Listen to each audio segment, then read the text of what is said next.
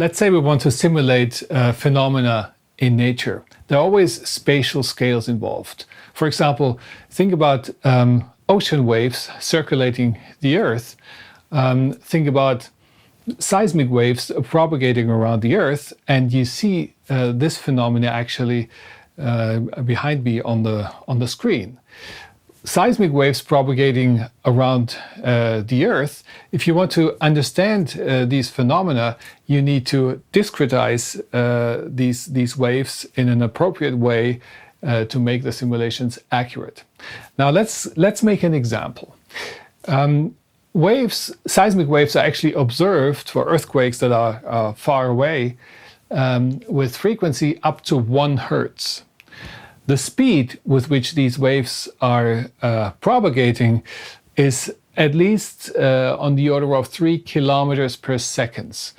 Think about what that means. That means actually this is about 10,000 kilometers per hour, which is actually quite fast. That's about the speed with which satellites go around the Earth or rockets go to planetary objects.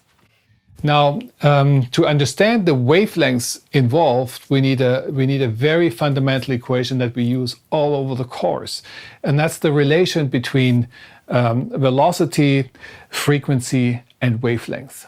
So c is the propagation velocity, is equal to lambda, the wavelength, times the frequency. Now, given these numbers, we've said 3 kilometers per second at 1 Hertz, that's a very simple problem. The wavelength of the wave will actually be 3 kilometers. So if we want to discretize such a wave, and we now make a simplification, let's assume this is a monochromatic wave, a sinusoidal wave. We would like to discretize this wave with about 10 grid points per wavelength, and you see this here, what I mean by that. And again, that's an extremely fundamental concept, how many points or cells we need to discretize such a wave. In this point, it's 10 grid points per wavelength. And now we ask the question, well, how would we have to discretize the entire Earth if we would like to simulate waves at this frequency with this wave speed propagating through the Earth? Let's do that. So we said a propagation speed of 3 kilometers, 10 grid points per wavelength. That means 0.3 kilometer grid spacing or grid distance, or actually side of a cube self, a cubic element that we need to discretize our phenomenon. Now, what does that mean if we want to discretize the entire Earth? The radius of the Earth is 6,371 kilometers, and the volume of the Earth would be 4/3 pi times r to the power of 3. Now that's a very big number, as you can imagine, and we need to divide the entire volume of the Earth by the volume of our unit cell, the smallest grid cell that your computational cell, if you want. And that's 0.3 kilometers in brackets to the power of 3. Now, if you make the calculation, you get a very large number. That's actually 4 times 10 to the power of 13. And if you multiply that with 8 bytes, one is a double precision number. That's the memory space you need for one number. You get at a 420 terabyte memory for one field, for example, for the density model or a velocity model of the Earth. Wow, that's a large number. That's a very big number. And that immediately makes it obvious that that's nothing you can simulate on your smartphone, even on your laptop. This is something that's even too big to run on the largest supercomputers, or let's say we're just around the corner where something might be possible with these kind of memory requirements. So that's the reason why we also need to talk a little bit about parallel computing, even though that's important to note. In this course, we'll focus on 1D, at best 2-dimensional 2D solutions, because otherwise we would have to have a course that goes much beyond 7 weeks. So a few words on dimensionality. I mentioned that in this course, actually we focus on providing or developing solutions for the one-dimensional case, the one-dimensional wave equation, which of course then is defined on a line.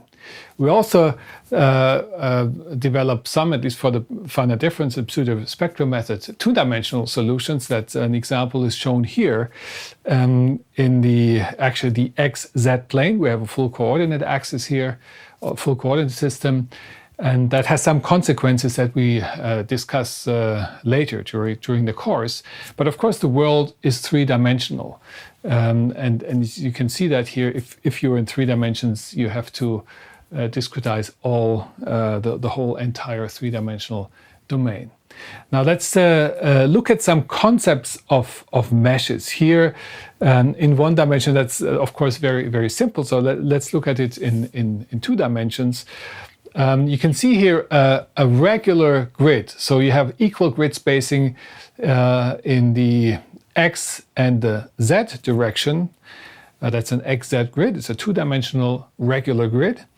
And there's already a problem. For example, think about for example, a structural discontinuity. It could be a layer inside the Earth that's actually curvilinear and goes through the grid. And in the top you see there is no way out, basically, that you then have a blocky representation of that interface. This can be fixed by, for example, making use of a triangular grid that you see in the bottom. So in that case, you can actually honor the discontinuity, but from a mathematical computational point of view, actually that's an overhead, which we will also see later. Another approach that helps in these situations where we want to discretize around curvilinear discontinuities is the so-called Octree approach, and you see an example here, is that you refine your mesh in the area of interest, in that case the interface, and that's another very elegant way of solving the problem of internal complex geometries. In 3 dimensions, I just give you an example here. You see a mesh that's actually discretizing a volcano. In that case, this is the Merapi volcano in Indonesia, which has a very complex topography. In that case, it's actually discretized with so-called tetrahedra. So it's a tetrahedral grid that has some advantages concerning the mesh generation. Other possibilities are discretizing with hexahedral elements, which is a little more complicated, but we're not going to deal with this here. But what I would like to mention is that in many situations, if you have complex geometries, that this might be applied to, for example, also in engineering, if you would like to understand, for example, the airflow around the wing of an airplane or a rocket, that's very complicated. It requires to generate complicated computational meshes, and that also can be quite difficult, but that's not something we're going to deal with here. So eventually we want to discretize propagating waves, probably away from a source point. They might be far away, so they're almost planar waves. In 1 dimension, actually will always be plane waves. And we need to find ways on discretizing those wave-like phenomena. They might be sinusoidal, they might have an arbitrary waveform, and let's just look at some fundamental ways of achieving that. We've actually encountered one before, and that's simply thinking about the finite difference method that we encounter in the next week, is simply we employ a certain number of grid points per wavelength. Here you can see a sinusoidal wave discretized with a couple of points. And again, the question on how many points per wavelength we require for a particular method will be extremely important. So this is something we call a grid method, where we actually simply divide or take a number of grid points for a particular characteristic wavelength of the wave field. Another approach that we will encounter in pseudospectral method is, and that's illustrated in this figure here, is that we actually describe the wave field, or here it's a Gaussian shape function that might propagate away from the source by a superposition of some basis functions. And if we employ Fourier type method, these basis functions are of course sine or cosine functions. And you can see those in the these dashed lines. These are basically the basis functions appropriately weighted and summed up. They actually will lead to the Gaussian shaped waveform that you see in this figure.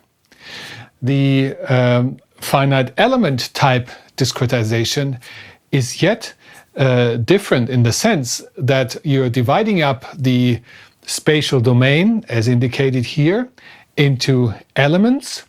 And then actually inside these elements, you approximate the function with, in this case, linear basis functions. So actually in this case, then the approximate wave field is known at all points, which is different to the finite difference method, where you know the function only in the numerical approximation only at these specific grid points.